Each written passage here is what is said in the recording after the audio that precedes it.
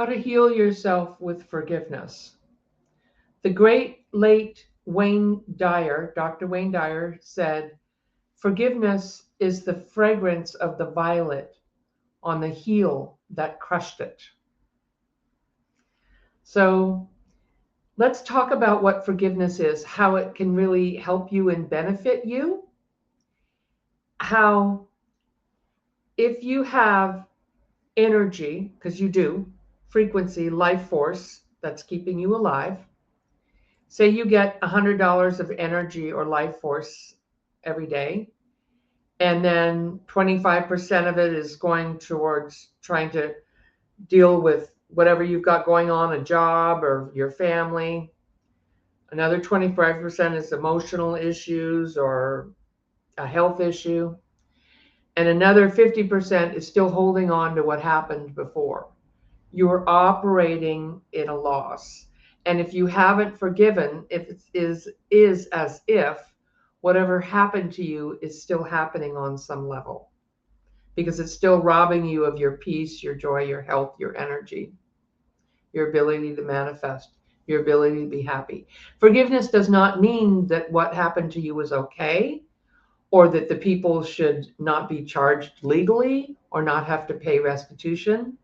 Forgiveness is an inside job. It's so that you are no longer carrying the pain. When you wish to have vengeance on somebody, or you want to make them know how it feels, you do have karma with them, whether it's your fault or not, and you will be back in another lifetime with that person. And that time it could be worse. When you cross over, you will review your life. You'll watch a movie of your life, and you'll experience every time you withheld love or had unforgiveness towards someone. So the perpetrator, the one who's reviewing, if they review, they may not want to cross over because they may not want to face what they've done, but eventually they'll have to. Now they're going to feel 100 times worse than you because they're going to feel what they did to you. So there is divine justice. But that's not the reason we forgive. It isn't like we say, okay, God, okay, Spirit, and God could be a woman if that lights you up. I'll forgive this person, but then you have to heal me. It doesn't work like that. It's an inside job. It's for you to be at peace and for your soul to be healed. Okay? So it's to free yourself, and I'll give you some more examples as we go on. I will be doing healing classes like this, but let's looking at my notes here. We still yes, we have legal responsibility. We want to end karma, and we don't want to withhold love. We don't want to, if we wish evil or revenge on somebody, that's obviously you have not forgiven that person.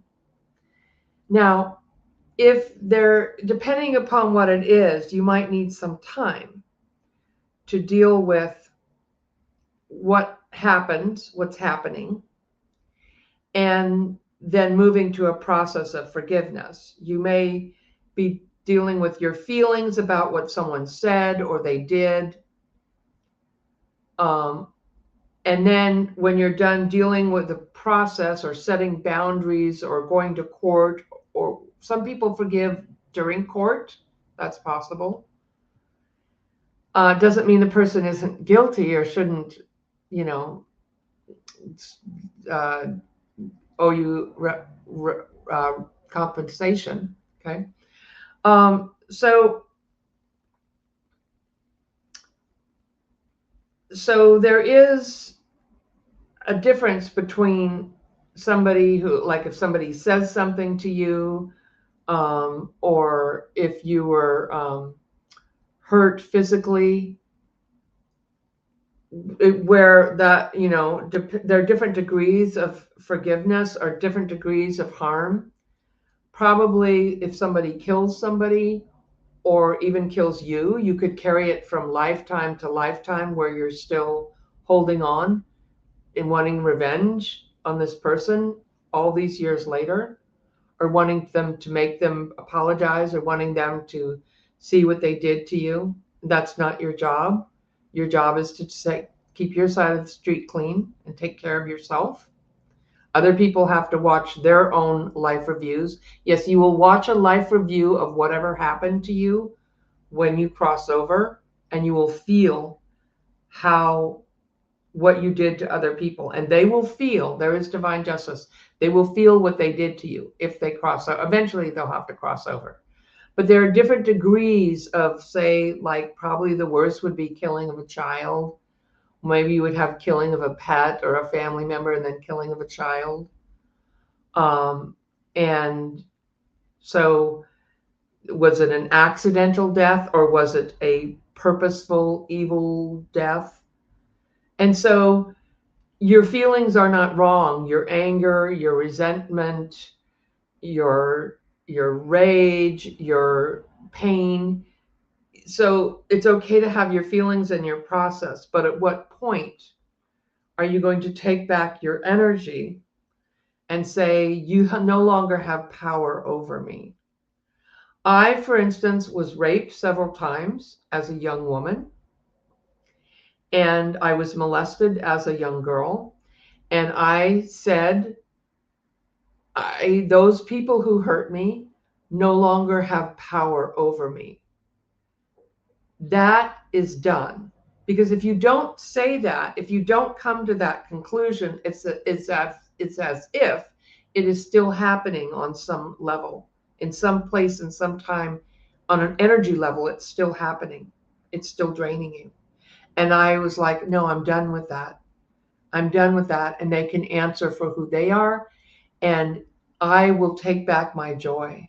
I want to let go of the heaviness, the pain. Because a lot of times after something traumatic or sad or abusive happens, people develop an illness. So you don't want to hold on to resentment, anger, unforgiveness, because it's not good for you, and because it needs to be over. So it's as if you have it's not as if you have an energy field and a body that's illuminated by frequency, spirit. Say you have $100 of energy a day. 25% is spent with your job or taking care of your family. Another 25% is dealing with a health issue and your emotions and what's going on now. And then 50% is still traumatized from what happened in the past. That's most people I look at. They're still traumatized and trying to deal with what happened in the past. When you let it go, you can take back your energy. So how does one do that? How does one take back their energy? Well, there are many ways. You can look at it as, say you as a self are represented by a temple. You have a temple or a castle, and your temple, your castle, yourself is beautiful. You have a beautiful front door. You have artwork and crystals and beautiful views, and it's harmonious and it's lovely, and that's who you really are. And I promise you, you don't even maybe recognize how amazing and wonderful and lovely you are. Not just on the outside, but on the inside, who you are as a soul. But then there's a dungeon. If you have unforgiveness, when you go downstairs, there's a dungeon. And this is Carolyn Mace's work. Who's in your dungeon? Who is in your space? Who is in your space contaminating it with negativity and still doing whatever they did because you haven't let go of it? I have a family member, we have the same parents. Now, of course, she may be more sensitive, which is hard to believe than me even. Uh, but no, she may be actually. And still upset over her childhood and been in therapy for 35 years and still not forgiving of what happened and not understanding that when you let that go, you're also starting to let go of, well, the hatred, the anger. And underneath that, there's going to be pain. And that in that pain, in that wound, is your healing, is your solace. In that grief is your Christ self. Look at what happened to Christ. I'm not Christian. He wasn't Christian. But there are many very spiritual people who have been persecuted or tortured or killed in this world. And to me, the real story of Christ is freeing ourselves from the pain of what happened to us and being loving to ourselves and to others. In other words, we open our heart and we are healed. So I'll tell you a story about, well, I had many, forgiveness was my lesson, so I had much betrayal. Sometimes older souls will choose that, and I'm not bragging because it wasn't fun. It was just my time to go through that. And so I have an ex that I got involved with when I was underage. I was 16. He was 15 years older. He was actually a very violent and sexually abusive person who hurt me in many ways. I mean, I'm talking isolating me in the house from my family and friends, broken bones. I'm talking about years of pain. And I finally got away from him, got the restraining order. So that was my process. I wasn't mature enough when I did that to know that anything about forgiveness or how I felt. But as I woke up spiritually, I started to recognize how angry I was at what happened to me. And I started to process those feelings. So I gave myself time to process that and to heal myself and to feel the grief and the pain and the rage of everything that happened to me. And also to validate myself for getting out of that. It took a long time, but I did. All by myself, I got out of it. And I decided instead of it making me bitter, I was going to get better.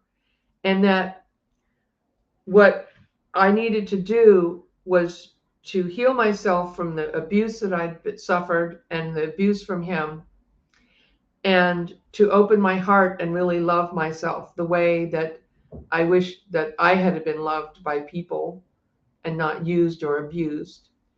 And then I found a place where I could be more neutral and I could be empowered, because I never want to withhold love from even the worst serial killer mass rapist.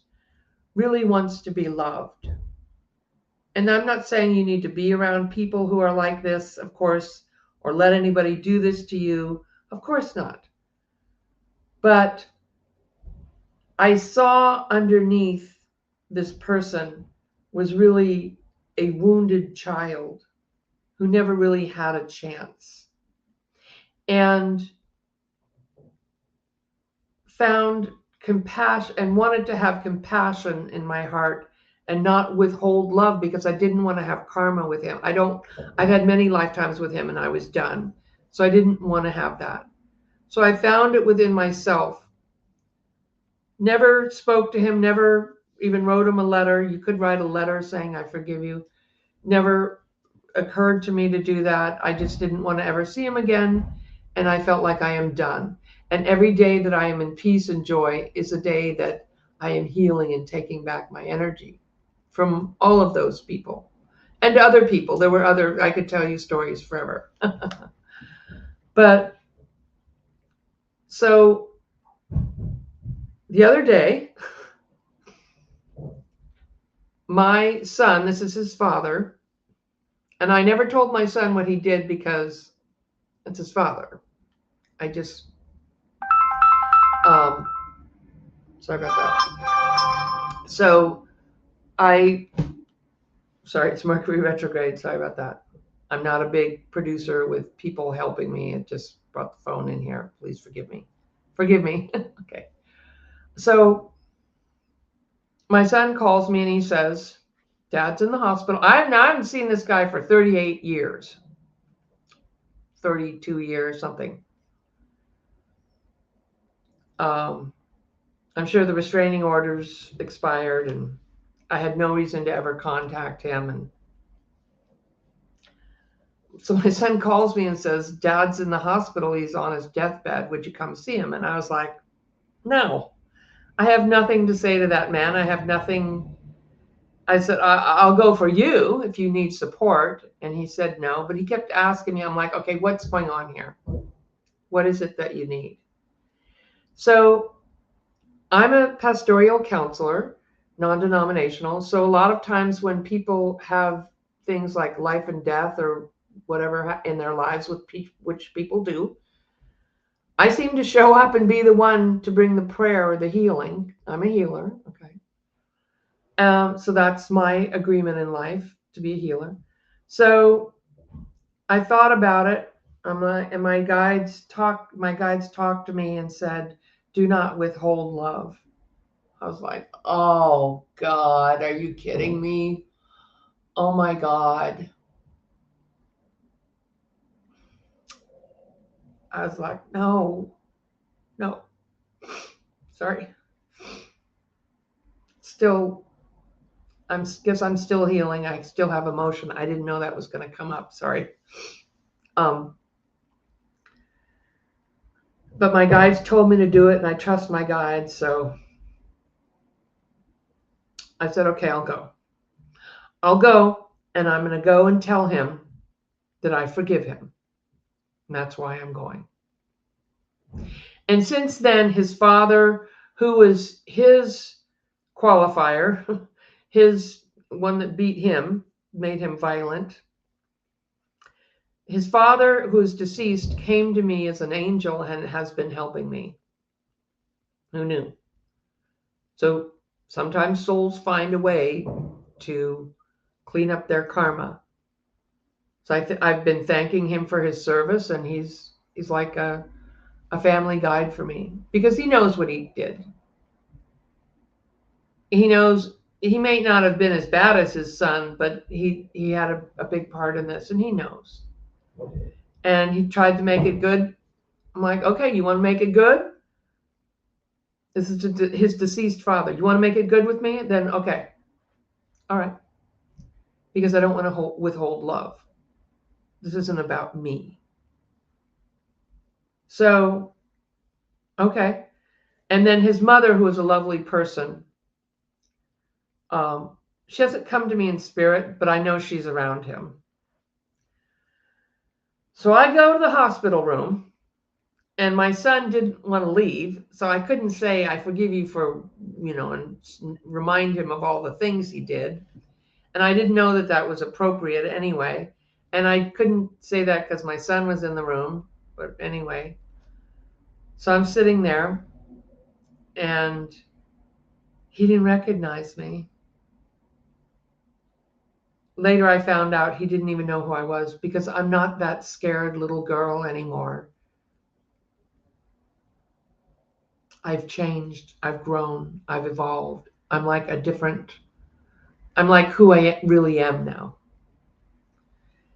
And so I sat down and I said, actually, I can't remember if I was sitting. I feel like I sat or I stood in my power and my light. I brought my light. And I just sent love to him. And I said, I want you to know that I forgive you, that you're forgiven for what you did to me. And his mouth dropped open. And I saw the fear in his eyes. And I told him, your father's been around me and he's been assisting me, trying to make up for what he did in his life. And your mother is a wonderful woman. And when you cross over, I pray and hope that you go to the light and that you will be forgiven. You may have to feel what you've done to others, but you will be forgiven. And that the most important thing now is that from this side, I will do that, support your son, and from the spirit world, support your son and the generations to come, so that this family is not damaged by the past or what was, and that we can move forward in forgiveness and light. And the whole room lit up. And I looked at him, and it wasn't this big, violent bully anymore. I saw a terrified little child with terror in his eyes and had no words for me, just sat there with his mouth open.